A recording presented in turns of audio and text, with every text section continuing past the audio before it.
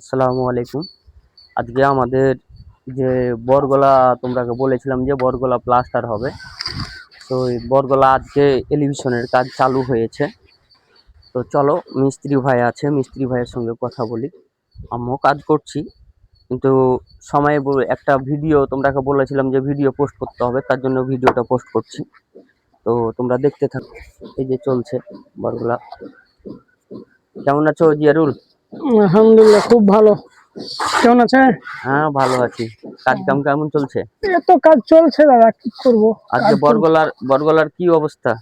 বড় করে কি অবস্থা হবে, যে প্লাসটা চলছে আজকে, এটা উপরটা হবে বরগলার।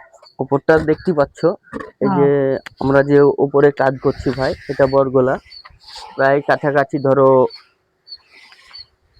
ধরে 5 তলার মতো, 5 তলাই হয়ে যাচ্ছে, কিন্তু এত উঁচুতে কাজ করতে হয় আমরাকে। আর দেখে জিয়ারুল, একটু দেখে কাজ করবা।